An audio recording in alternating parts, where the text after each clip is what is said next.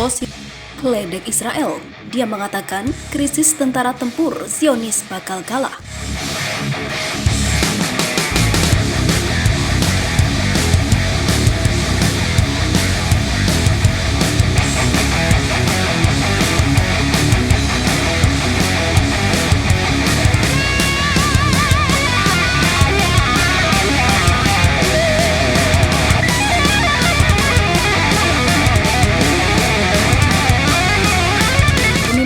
Lebanon Hasan Nasrallah meledek Israel dengan menyatakan bahwa rezim Zionis sedang krisis tentara tempur. Menurutnya Israel akan kalah jika berperang lagi melawan Lebanon. Komentar itu disampaikan dalam pidato.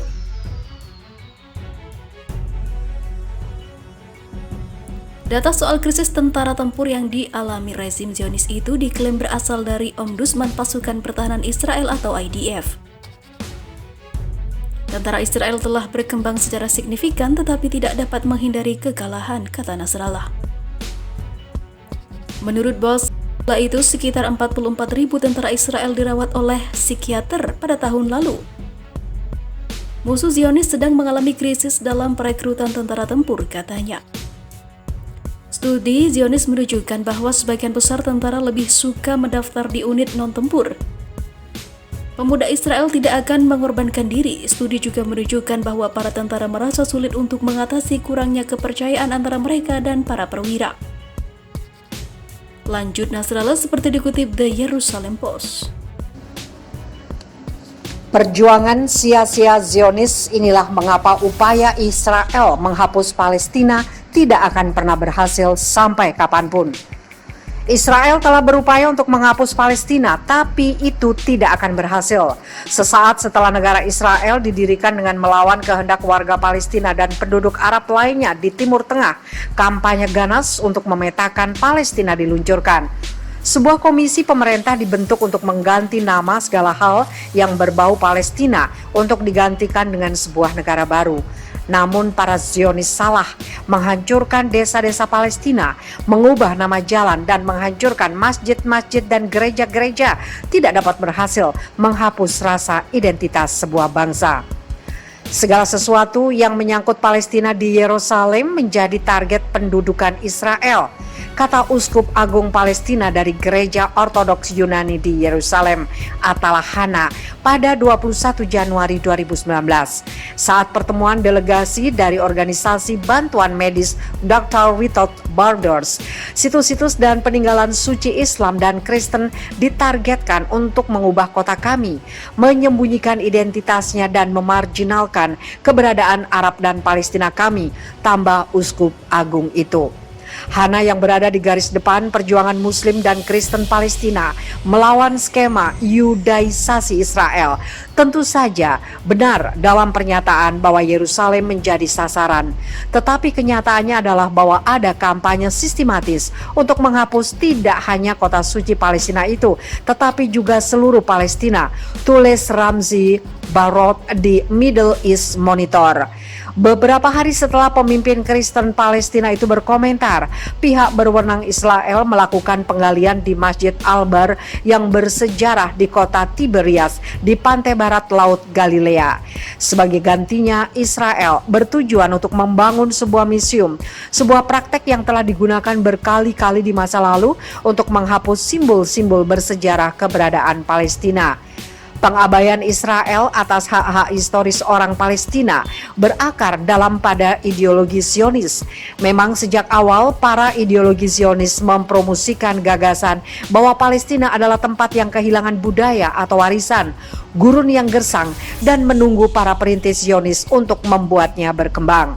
Agar klaim tersebut dapat diterima dan agar mitos bahwa Palestina adalah tanah tanpa penduduk untuk penduduk yang tidak memiliki tanah dapat dikuatkan, gerakan Zionis perlu menghapus keberadaan orang-orang Palestina. Setelah berdirinya negara Israel, para pemimpinnya tidak pernah merahasiakan bahwa itu memang niat mereka. Tidak ada orang Palestina di Palestina yang menganggap dirinya sebagai orang Palestina. Dan kami datang dan mengusir mereka dan membawa negara mereka menjauh dari mereka. Mereka tidak ada. Perdana Menteri Israel Golda Meir 1969 sampai 1974 mengatakan dalam sebuah wawancara dengan Sunday Times pada Juni 1969, gagasan bahwa orang-orang Palestina bukanlah orang-orang dengan rasa kebangsaan kolektif masih menjadi konsep yang menentukan tentang Zionisme sampai hari ini dan telah menyebar dengan baik di luar perbatasan Israel. Kaum Evangelical Kristen Amerika sangat mendukung gagasan ini yang telah menyebabkan sejumlah politisi Amerika juga secara terbuka menerimanya. Pada tahun 2011 misalnya, calon Presiden Amerika Serikat Newt Gingrich mengatakan kepada Joy Channel bahwa Palestina adalah penduduk yang diciptakan. Penerapan praktis dari gagasan ini membuat pembangunan apapun yang dilakukan Israel Yahudi, entah itu kota, permukiman, jalan pintas, atau berbagai bangunan seni budaya, agama, dan sebagainya, harus terjadi secara paralel dengan pembongkaran dan penghapusan kota, desa, jalan, rumah, situs budaya, dan agama Palestina, lanjut Ramzi Baraud. Pada 19 Juli 2018, Knesset Israel mengesahkan RUU negara bangsa yang secara praktis membuat apartheid menjadi resmi dengan mendefinisikan Israel sebagai tanah air nasional rakyat Yahudi dan meminggirkan orang-orang Palestina, sejarah dan bahasa mereka. Namun RUU itu hanyalah puncak dari upaya selama puluhan tahun. Selama mandat Inggris, otoritas kolonial misalnya menggunakan sebagian besar nama-nama Arab sebagai nama tempat, kota, dan desa. Ada sekitar 3.700 diantaranya. Sebaliknya, hanya ada 200 nama daerah dalam bahasa Ibrani. Kebanyakan dari mereka adalah nama-nama permukiman Yahudi termasuk yang baru, yang sedang dibangun di bawah perlindungan gerakan Zionis. Itu cukup menunjukkan distribusi demografis dan kepemilikan tanah di Palestina pada saat itu. Pada awal mandat Inggris pada tahun 1920-an, orang-orang Yahudi termasuk pemukim yang baru tiba hanya 11% dari total populasi. Namun sesaat setelah negara Israel didirikan dengan melawan kehendak warga Palestina dan penduduk Arab lainnya di Timur Tengah, kampanye ganas untuk memetakan Palestina diluncurkan.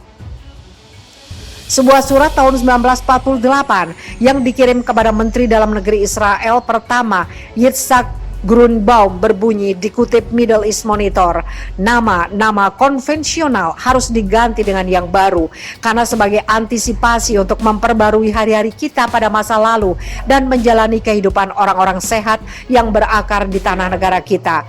Kita harus memulai Ibranisasi mendasar pada peta negara kita. Sesaat setelah itu, sebuah komisi pemerintah dibentuk dan ditugaskan untuk mengganti nama segala hal yang berbau Palestina, sehingga negara baru dapat mengklaim kota-kota, desa-desa, dan berbagai wilayah geografis lainnya.